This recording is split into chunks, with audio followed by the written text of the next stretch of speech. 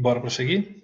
Falamos então de pericardite, da inflamação aí do lado de fora do coração, do pericárdio, miocardite, a condição do músculo, e agora o processo interno, a endocardite, a estrutura interna do coração, a camada interna, cordões tendíneos, válvulas cardíacas, então elas podem passar por esse processo de desenvolvimento inflamatório. Então a gente vai trabalhar um pouquinho mais com essa possibilidade. Então sai dessa rede social, esquece esse trem que você está fazendo aí, pega um papel e vão estudar um pouco. Anota aí que é importante, que é legal.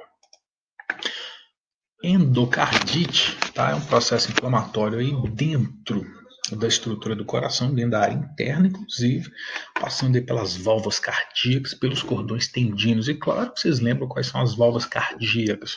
Tá, deixa eu dar um zoomzão aqui que é bom. Quais são essas válvulas cardíacas? E aí? Qual que é? Entre átrio direito e ventrículo direito, nós temos para relembrar? Sim, tricúspide. E entre átrio esquerdo e ventrículo esquerdo, nós temos a bicúspide ou mitral. Então, processo interno de inflamação vai acontecer diretamente dentro dessas válvulas. E aí, claro, antes de prosseguir, qual que é a função delas? Para que elas servem? Para que elas vão fazer lá dentro? Hã? Isso, elas vão impedir com que o sangue retorne para a camada anterior ou para a camada superior, se você assim preferir.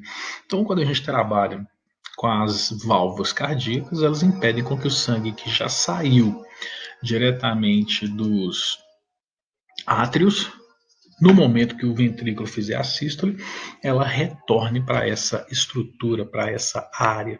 Então a gente tem aí a condição da endocardite, essa inflamação que ocorre internamente lá no coração.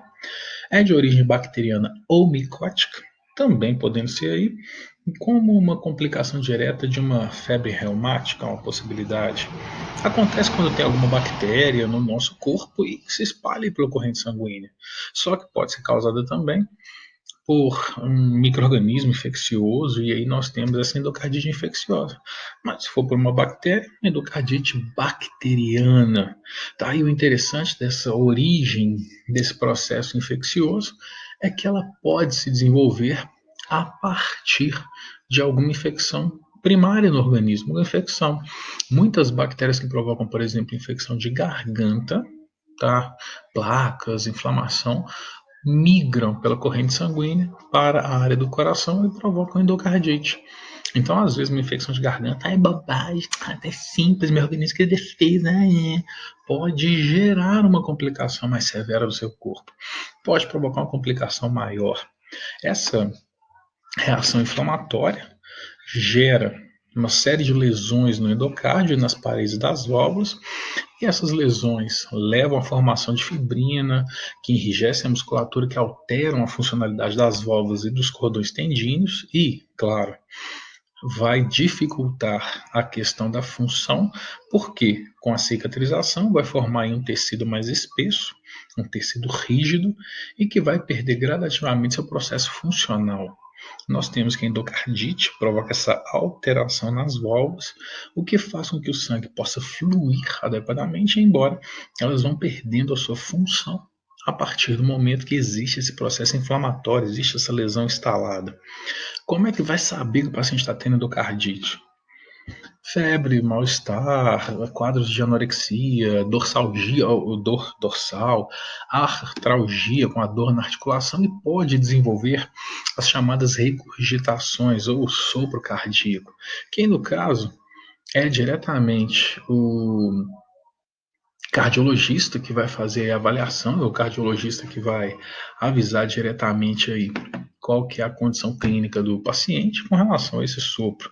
E pode ter aí uma manifestação crônica, como o paciente desenvolver uma cardiomegalia e até mesmo sinais de insuficiência cardíaca congestiva, tá? Que ele pode estar desenvolvendo pelo fato das válvulas cardíacas não estarem atuando como deveriam, não estarem funcionando como deveriam.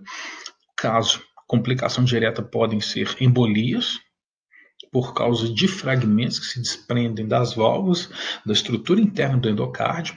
Então, esses fragmentos podem provocar pequenos êmbolos que vão migrar pelo sistema circulatório, sendo do lado esquerdo, na saída, podem provocar êmbolos que vão para as coronárias, para a artéria cerebral, carótida, sendo do lado direito, esses êmbolos podem ir para a artéria pulmonar. Então, são complicações severas que podem acontecer, e claro, valvulopatia degenerativa, alteração na válvula, que é degenerativo, que é complicador e que vai agravando com o passar do tempo. Cuidados nossos, o paciente está com endocardite, meu Deus, o que eu vou fazer? Administrar a medicação, não tenho o que fazer, não tenho o que desenvolver, não tem aquilo, algo assim, nossa, enfermagem, não, é medicamento. E claro, vão ser trabalhadas aí, se necessário, algum processo de cirurgia ao paciente, principalmente para a substituição de válvula, caso tenha alguma lesão, principalmente substituição das válvulas, caso tenha alguma alteração. E nessa condição de substituição valvar, pode-se desenvolver a necessidade de colocação de uma válvula biológica, uma válvula substitutiva à válvula normal, ou pode ser implantada uma válvula metálica no paciente. Tá? E a partir do momento que eles estiverem com essas trocas, com essas substituições, aí sim a função cardíaca ela retorna a uma normalidade. Logicamente que esse paciente precisa de um acompanhamento, principalmente devido aí à função de circulação sanguínea, principalmente devido a esse processo de fluxo que sofre essa modificação a partir do momento que se substitui válvula.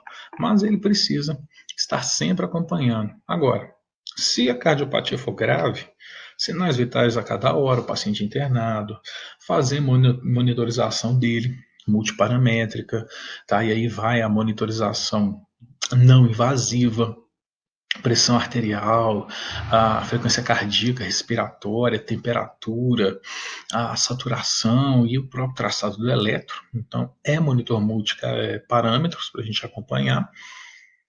Monitorizar, se necessário, invasivamente. Claro que vai depender da condição clínica do paciente, do que ele apresenta, e aí pode ser feita a monitorização direta da pressão arterial invasiva, PAI, ou pressão intraarterial, PIA, e também da PVC, pressão venosa central. Podem ser aferidos diretamente ao paciente, só que de forma invasiva. Controle do peso e da dor.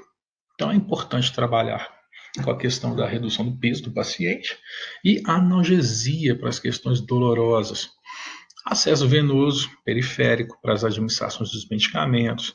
Se tiver alguma prescrição lá definida, oxigenoterapia desse paciente, para trabalhar melhor com a nutrição, com o aporte de oxigênio, com o fornecimento adequado para a circulação que ele desenvolveu. Controlar a diurese, para verificar realmente se está tendo um fluxo sanguíneo satisfatório para realizar a filtração do sangue.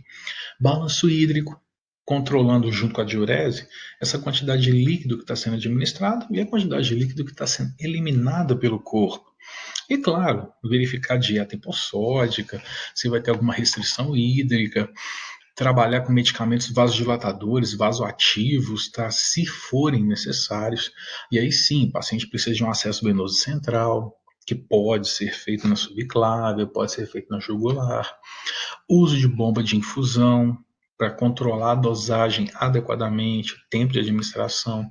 Trabalhar com equipo, com as drogas fotossensíveis, monitorização e verificar a circulação periférica. Verificar aí